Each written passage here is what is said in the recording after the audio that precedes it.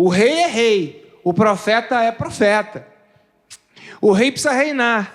E nem sempre o rei vai ter as decisões que são do coração de Deus.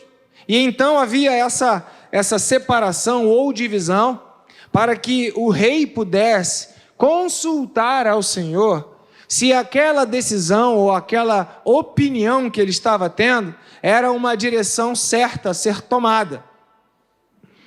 Então Ezequias era esse rei e ele tinha essa parceria. Mas nessa época, o povo de Israel, que era o povo aqui que o rei Ezequias ele reinava e liderava, estava vivendo um tempo muito difícil. E não só as ameaças dos inimigos, as dificuldades que o povo em si estava vivendo, Ezequias mesmo, ele estava doente. Uma doença que o deixou à beira da morte. Eu não sei de onde vem essa expressão, à beira da morte, mas deve ser pertinho, né? Eu não sei o que você pensa quando você pensa em beira, mas eu penso numa coisa que eu posso cair. Então, talvez daí tenha surgido essa expressão, à beira da morte, perto de uma queda, perto de um lugar que vai me jogar para baixo, vai me destruir. E diz assim o texto: naqueles dias, Ezequias ficou doente à beira da morte. O profeta Isaías, filho de Amós, foi visitá-lo e disse: assim diz o Senhor, ponha a sua casa em ordem, porque você vai morrer, não se recuperará. Verso 2, Ezequias então virou o rosto para a parede, orou ao Senhor e disse, verso 3, lembra-te, Senhor, de como tenho te servido com fidelidade e com devoção sincera, e tenho feito o que tu aprovas. E Ezequias chorou amargamente. Então a palavra do Senhor veio a Isaías, o profeta do Senhor, e disse, vá dizer a Ezequias, assim diz o Senhor, o Deus de seu antepassado, Davi, ouvi sua oração e vi suas lágrimas. Acrescentarei 15 anos à sua vida. Verso 6, e eu livrarei você e esta cidade das mãos do rei da Assíria, que era o povo inimigo, que estava naquela peleja, naquela guerra. Eu defenderei essa cidade. Este é o sinal que o Senhor fará o que prometeu. Farei a sombra do sol retroceder 10 graus que já cobriu na escadaria de Acais, que era um local. E a luz do sol retrocedeu os 10 graus que tinha avançado. Verso 9. Depois de recuperar-se dessa doença, Ezequias, rei de Judá, escreveu o seguinte, eu disse, no vigor da minha vida, tenho que passar pelas portas da sepultura e ser roubado do restante dos meus anos? Eu disse, não tornarei a ver o Senhor na terra dos viventes. Não olharei mais para os homens, para a humanidade, nem estarei mais com os que agora habitam nesse mundo. Minha casa foi derrubada, tirada de mim, como se fosse uma tenda de um pastor. A minha vida foi enovelada, como faz o tecelão, e ele me cortou como um pedaço de tecido. Dia e noite foi acabando comigo.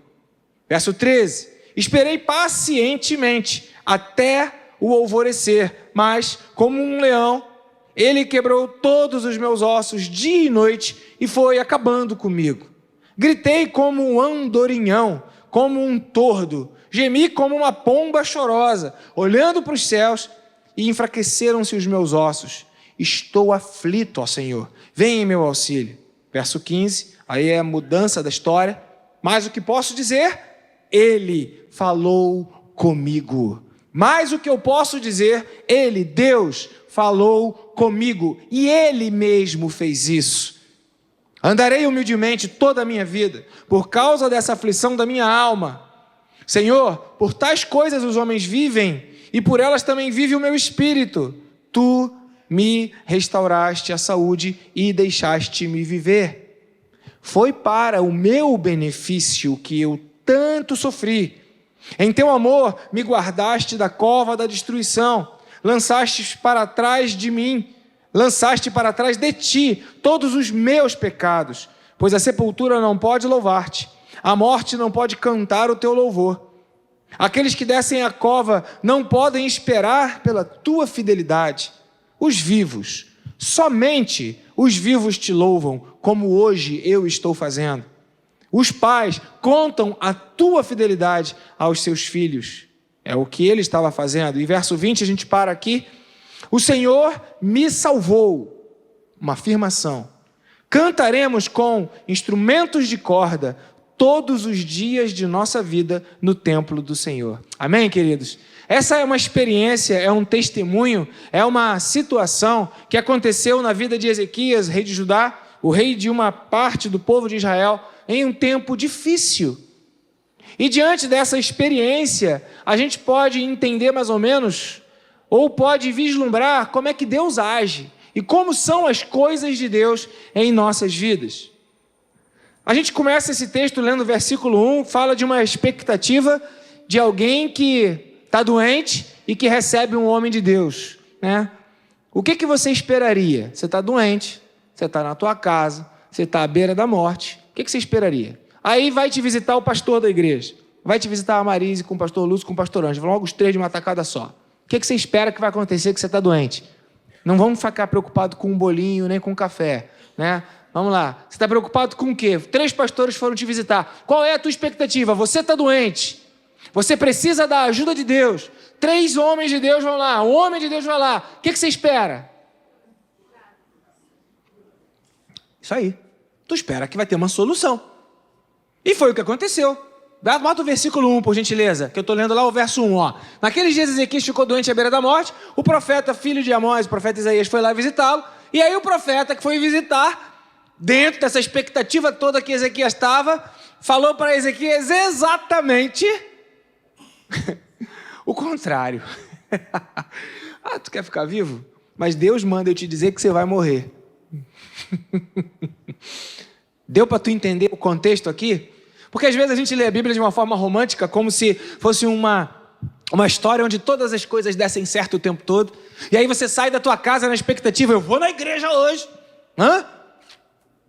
vou na igreja hoje, vou ouvir uma palavra do pastor, Deus vai falar comigo, eu vou sair de lá com toda a minha vida resolvida, cartão de crédito pago, boleto pago, aluguel pago, doença curada, o meu pé vai até diminuir de tamanho para eu botar meus sapatos que eu perdi porque meu pé cresceu, né? Gordo, vou emagrecer, mancha na pele vai sumir, eu vou sair lá com meus óculos, não vou precisar mais, eu vou enxergar de novo, eu vou para a igreja, vai tudo acontecer lá de bom. Aí você chega aqui e o pastor fala, não vai acontecer nada que você veio esperando. Qual é a tua resposta imediata de coração ou de mente? Eu vou embora. Mas o Ezequias estava em casa, doente, não podia nem ir embora, né? Antigamente a gente usava uma brincadeira, que era o cúmulo da rebeldia. Algumas pessoas mais velhas lembram dessa história, né? Era comer batom para passar na boca do estômago. Quem lembra disso? Né? E o cúmulo da rebeldia era fugir de casa, mesmo você morando sozinho, né? Então Ezequias, ele talvez quisesse sair de casa, mas ele falou, não tenho como, é aqui que eu moro. Deve ter havido ali um climão. Poxa, eu estou esperando o homem de Deus vem e fala para mim que eu vou morrer. Aí o cara entrou numa crise. Quais expectativas são frustradas quando você está diante de um homem de Deus, de uma mulher de Deus, de uma pessoa de Deus, e você tem o desejo de coisas boas e de Deus que aconteçam na sua vida, e isso não acontece? A Bíblia já nos previne contra esse tipo de situação. Ela já diz pra gente que a vida, ela não é tão cor-de-rosa como a gente gostaria, eu brinco aqui, né? Ela não é tão mundo de Alice assim, só a Alice pode viver no mundo de Alice. A Alice Diaconisa está trabalhando hoje, de plantão. Então, quais expectativas que você tem? A expectativa de Ezequias foi totalmente quebrada. O cara já estava doente, o cara já estava mal, o cara estava na pior, o cara estava sofrendo. E ele ainda ouve uma palavra terrível: você vai morrer. Mas quem disse isso foi o profeta.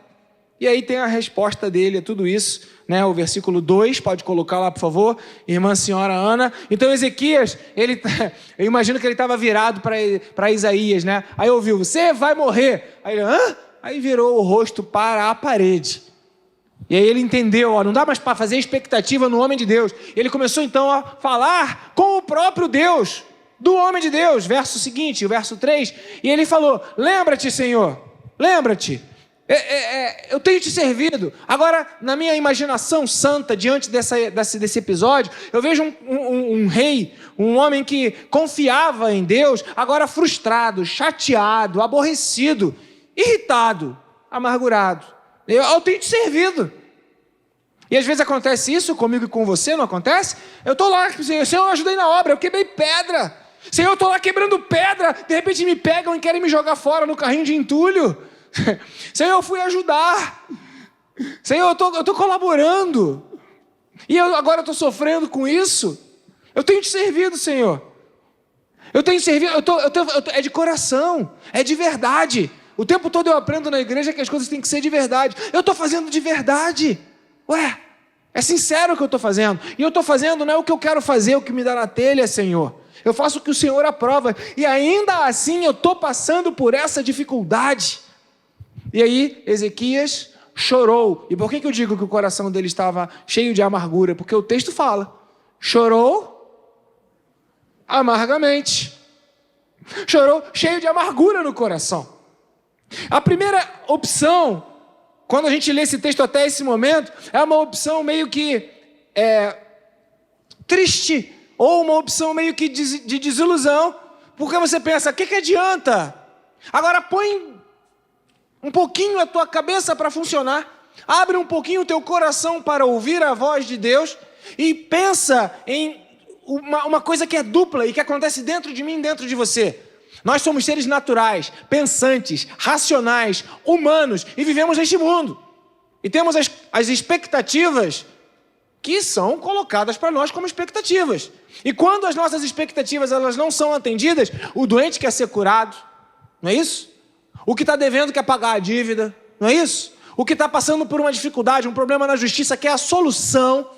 Nós queremos respostas, queremos saídas, queremos solução. E quando as coisas não acontecem do jeito que a gente quer, no tempo que a gente quer e da maneira que a gente quer, a gente fica o quê? Frustrado. É a nossa humanidade gritando. É a humanidade gritando quando você vem diante de Deus ou diante da igreja, né? A igreja é tão mal falada, então parabéns a você que veio no culto da igreja hoje. Que bom que você veio. Aleluia. Porque o que tem de propaganda negativa da igreja, como se fosse o pior lugar da face da terra. Mas é o único lugar do universo que se fala de vida e vida eterna.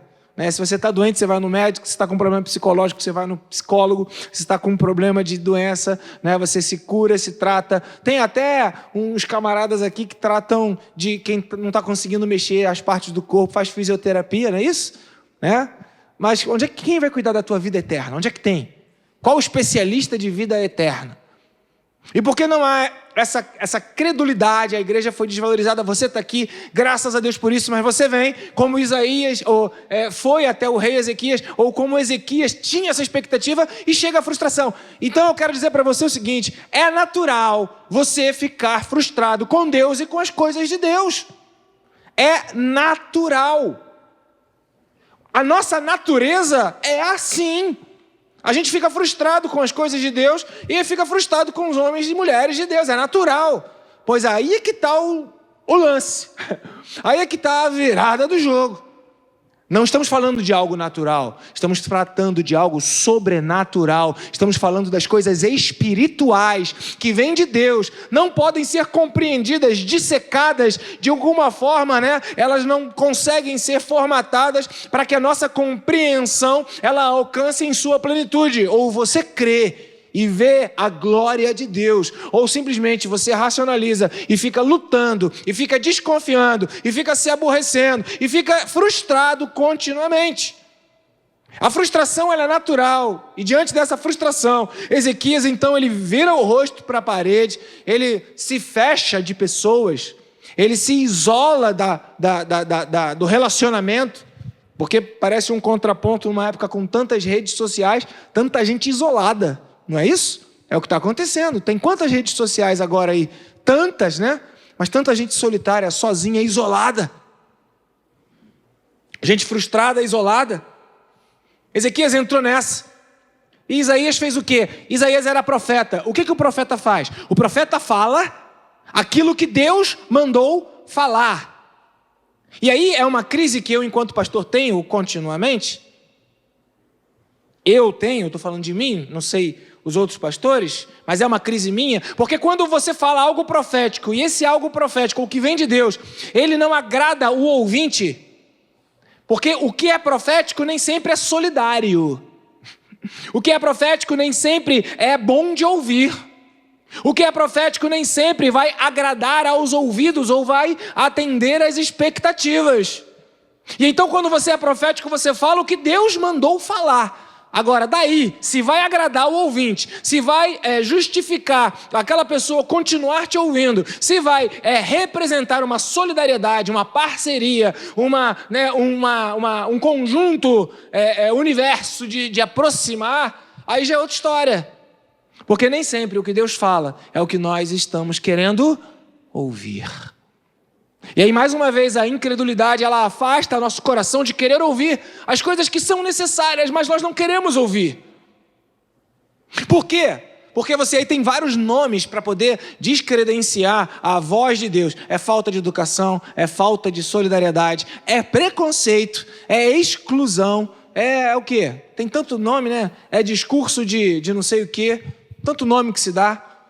Isso acontece dentro da igreja, isso acontece entre os crentes quando você fala algo que não é aquilo que a pessoa esperava. Por quê? Porque a pessoa tem sonhos, tem projetos, tem desejos, tem vontades, tem expectativas como Ezequias tinha.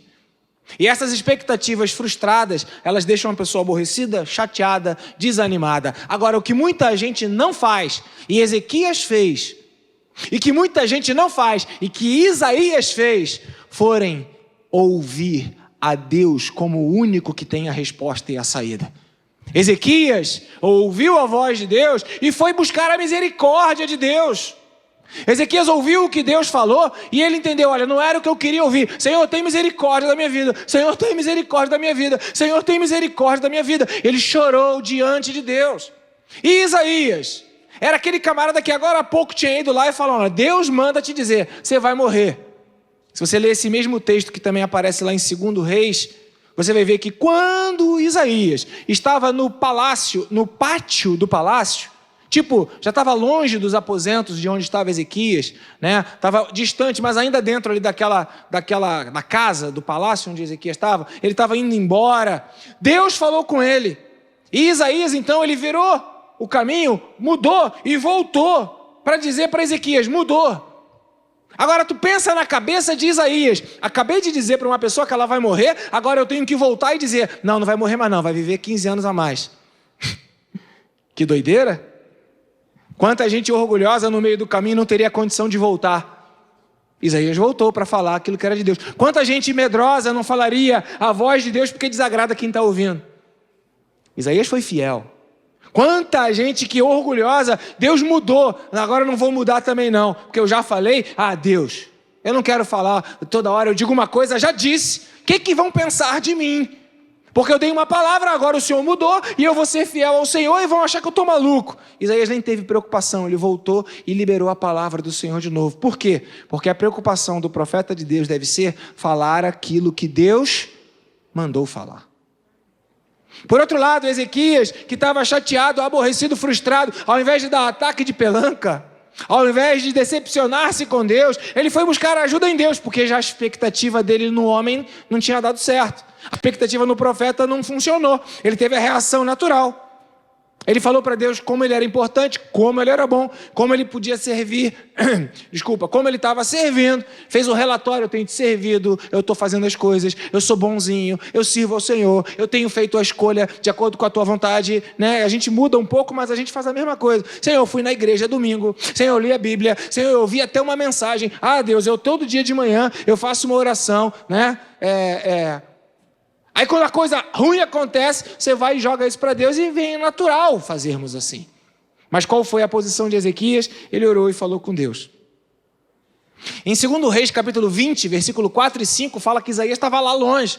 E depois Isaías ouviu a voz de Deus porque mudou. Então a primeira coisa que eu quero dizer para você é que o Deus a quem você serve, o Deus que você crê, Ele tem poder de mudar a tua história. Ele tem poder de alterar decretos e palavras que Ele mesmo disse que seriam sobre a tua vida. Deus tem esse poder. Deus pode mudar a história da nossa vida. Não é porque Deus te falou uma coisa que Ele não vai mudar o que Ele falou a teu respeito. É impressionante. E eu costumo dizer que a gente é crente safado, né? Claro, fazendo referência ao navio, que quando ele está manobrando, ele para no cais, atraca, aí tem ali aquele pitocozinho, aí o marinheiro pergunta, e aí? Não, tá safo, o navio tá safado, tá safado. O navio safado é um navio preso, é um navio, né, bem guardado, é um navio seguro, é um navio protegido. Então é tudo crente safado porque nós somos presos, guardados e protegidos, né?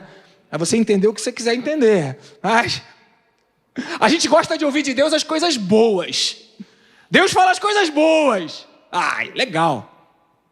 Mas quando Deus fala uma coisa que me deixa frustrado, aborrecido, chateado, desanimado, não é o que eu queria ouvir, opa! Não é essa igreja, não é esse pastor, não é esse Deus. Tem que ter alguma coisa diferente. E aí você vai procurar alguém que fale segundo a coceira dos seus ouvidos. E tem. Pronto, resolveu a situação. Acabou com o problema. Só não muda a história da sua vida. Porque não tem jeito, só tem uma coisa que liberta você. E o nome dessa coisa é a verdade. E conhecereis a verdade. E a verdade vos libertará. E como a gente gosta de ser enganado. Como a gente gosta de ser enganado. Como é difícil enfrentar a verdade, né? Na nossa vida a gente não muda. Ou, como diz o filósofo, nada muda. Se nada muda, porque nós temos medo ou nos irritamos quando ouvimos a verdade. Porque a verdade nem sempre está na nossa expectativa. A verdade ela é chocante. Então, o que aconteceu com Ezequias? Além de porque orou e porque insistiu na oração, mesmo diante de expectativas frustradas, além de ter a sua saúde recuperada, ainda conseguiu livramento pessoal para a vida dele e ainda trouxe livramento para todo o povo. Versículo 6, pode colocar, por favor, Ana. Né? Então, ouviu de Deus, olha, eu livrarei você e livrarei essa cidade do rei da Síria.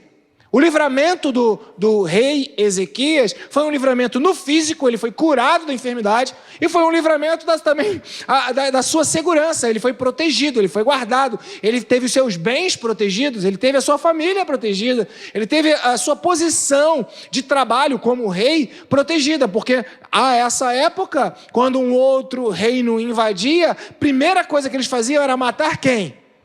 O rei.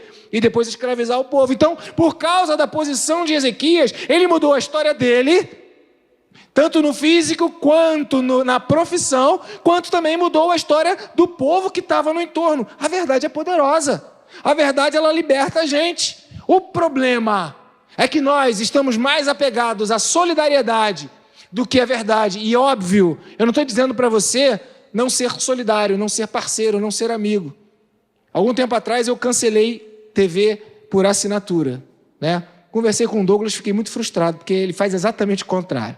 Se tem alguma nova, ele vai lá e assina. É maior barato, pessoas diferentes. Por isso que é bom a gente conhecer pessoas diferentes, mundos diferentes. É espetacular, né? O multiverso da humanidade. Eu cancelei tudo, né? Só estou assistindo o YouTube e descobri ontem um camarada que tem um projeto, eu não sei se é apologista, sei lá.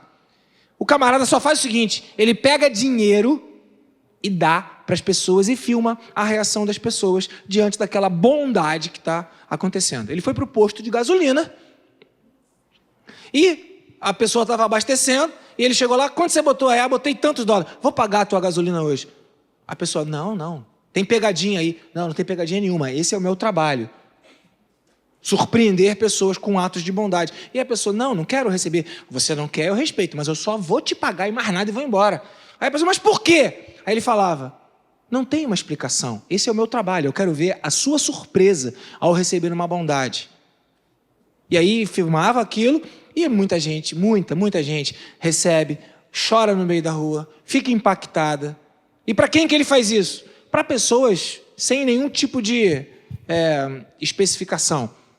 Ele batia na porta, olha, eu quero, tudo bem, a sua casa é alugada ou a sua casa é própria? Eu não sei se você responderia. Carioca ia falar o quê? Meu irmão, quer o que comigo aí, meu irmão? Qual é?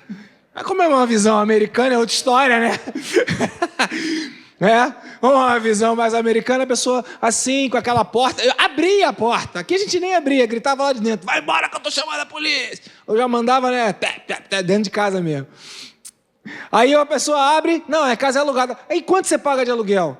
Eu pago de aluguel tanto. Ele pegava o dinheiro e pá.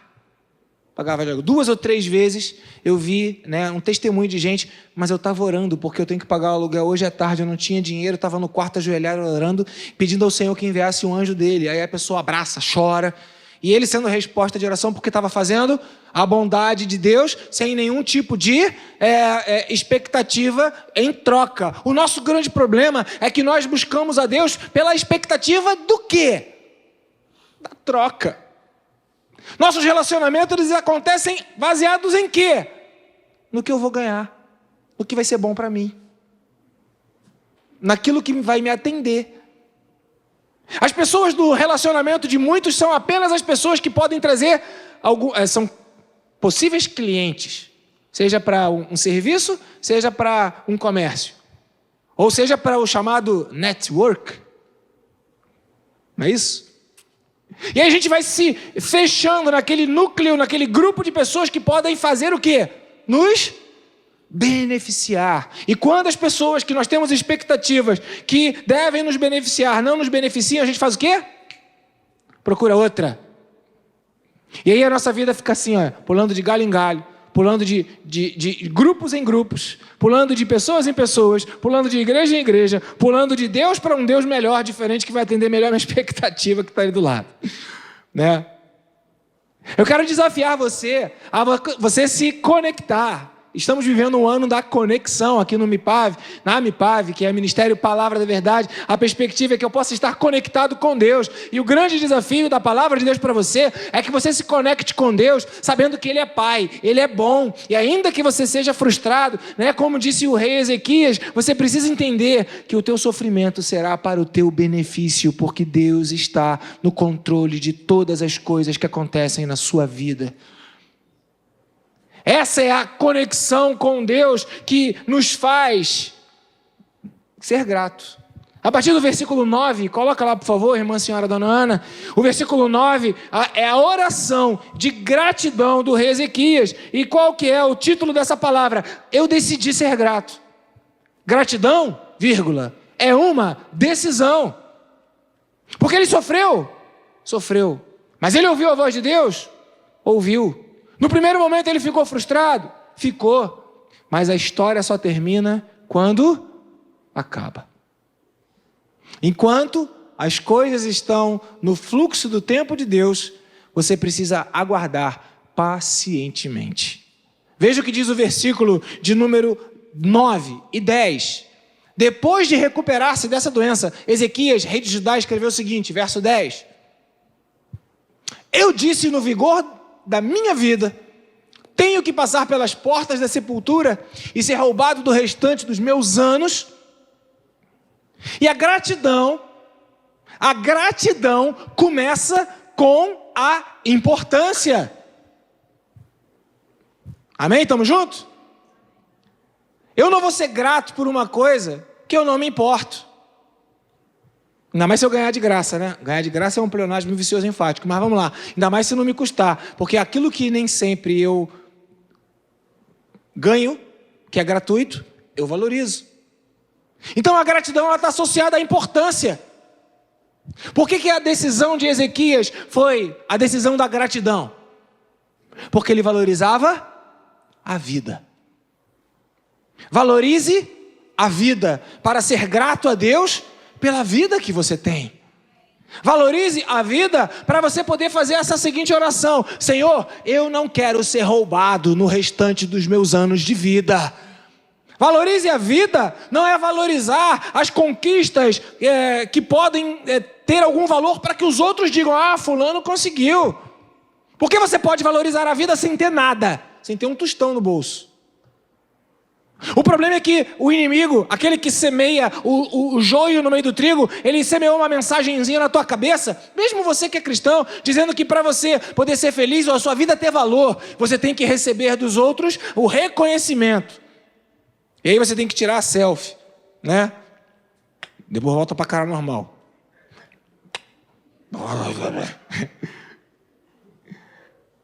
A valorização da vida não está no que os outros dizem que a tua vida vale. A grande tragédia é acreditar que a sua vida só vai ter valor quando os outros valorizam a sua vida. Isso significa que você vai viver em função dos outros. Isso significa que você vai depender do que o outro diz a respeito de você para que você se sinta valorizado. Ezequias não pensou nada disso. Ezequias não pensou nada disso na cabeça dele. Ele orou a Deus. Foi no secreto dele, ele falou: Senhor, eu tenho anos de vida, eu não quero ser roubado, eu estou no vigor da minha vida, eu estou forte, eu tenho força, eu não quero ser roubado do restante dos meus anos. Eu quero vida, eu quero vida, eu quero vida. Sabe, queridos, não se permita ser roubado pela vida e nem jogue na conta do outro o valor que a tua vida tem. Porque o valor que o outro dá para você não é o valor que você tem.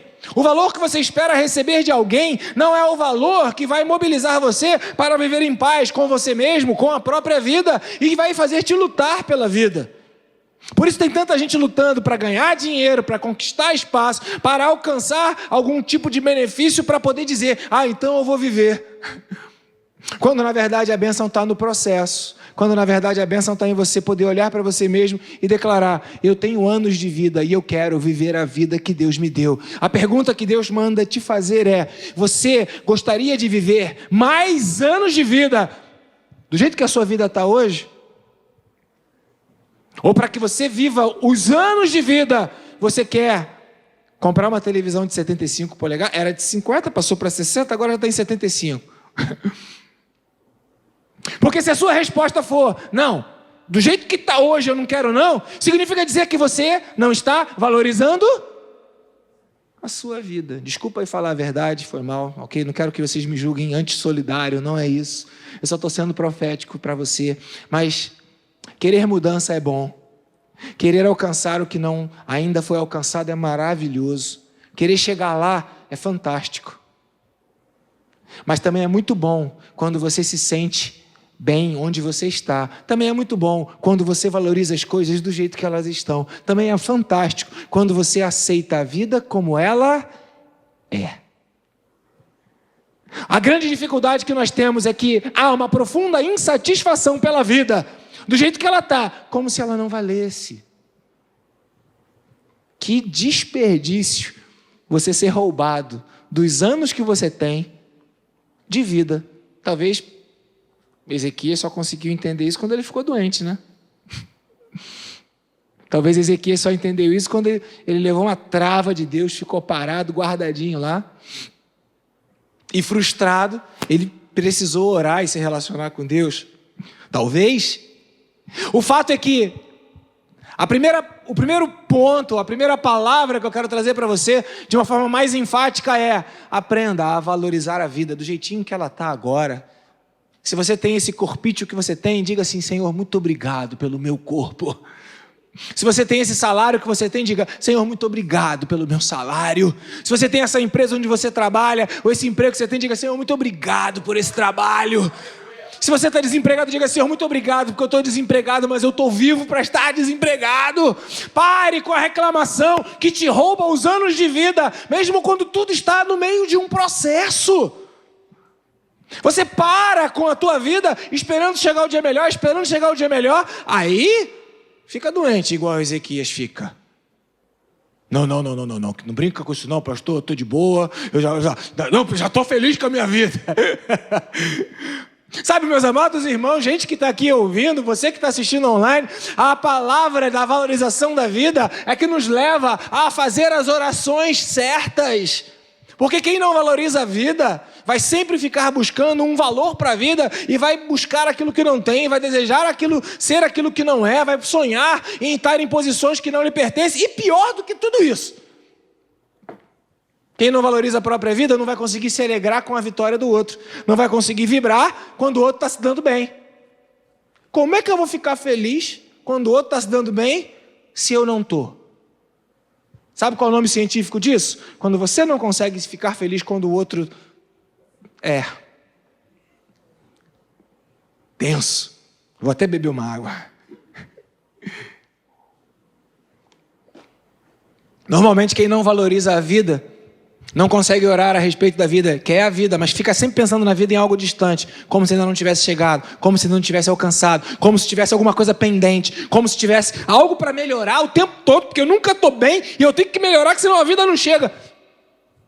Valorize a sua vida do jeitinho que ela é. Você está vivo, você está vencendo. Basta cada dia ser um mal. Então viva o dia de cada vez. E ore, Senhor.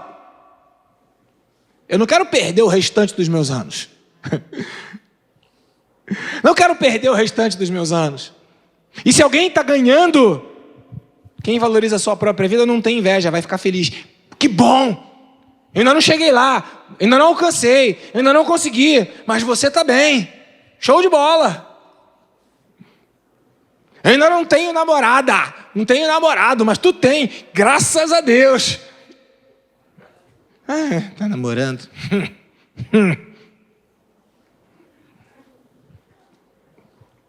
Não comprei carro ainda, mas você comprou. É automático ou é mecânico? É mecânico.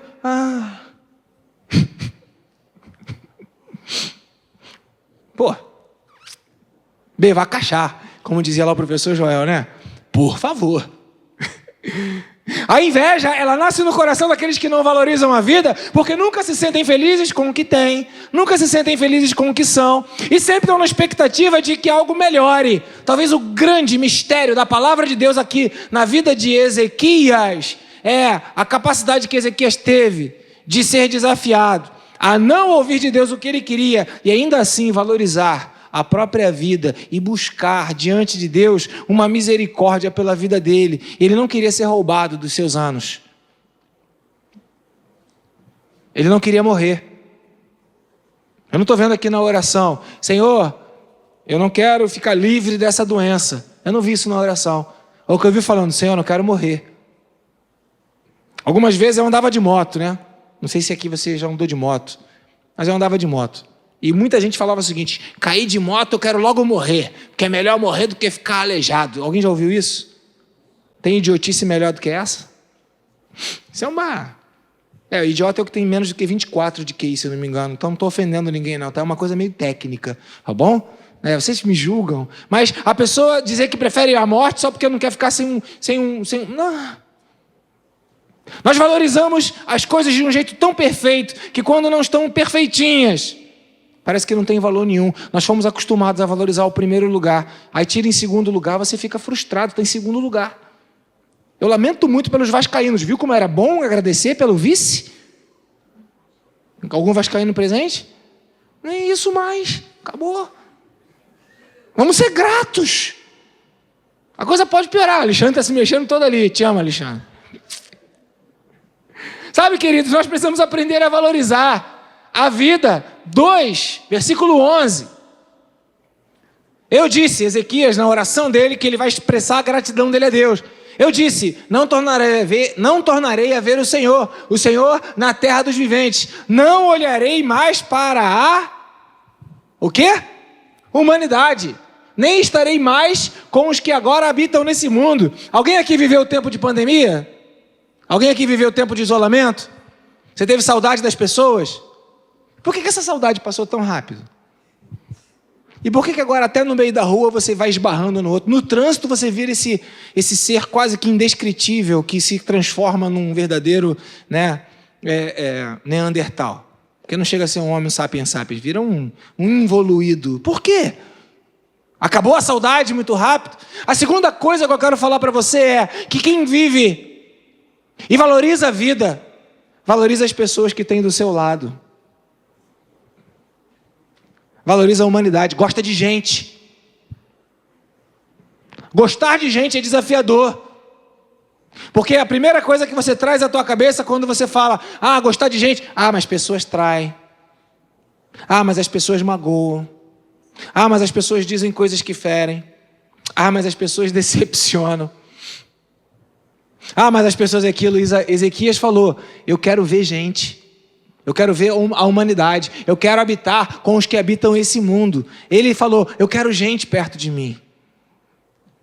Agradeça a Deus pelas pessoas que Deus colocou do seu lado, porque elas podem ser para você uma ferramenta nas mãos de Deus para te livrar, ou podem ser para você um mau exemplo, que você vai dizer, igual ele eu não quero ser não. Isso então você vai aperfeiçoando e vai dizendo, mas não despreze as pessoas que Deus colocou do seu lado, não desvalorize a humanidade. Então, parabéns a todos os vascaínos aqui presentes, tá bom? Deus abençoe você. Estou valorizando aqui o Vasco. Que seja... Vasco. Sabe, queridos, a gente precisa aprender a valorizar o ser humano, porque tem gente reclamando de todo mundo o tempo todo. Pessoas que se queixam dos outros geralmente são pessoas insatisfeitas consigo mesmo. E aí eu jogo na minha cara essa palavra, porque vez por outra eu me vejo me queixando dos outros. Eu falo, Senhor, eu não quero mais me queixar de ninguém, não.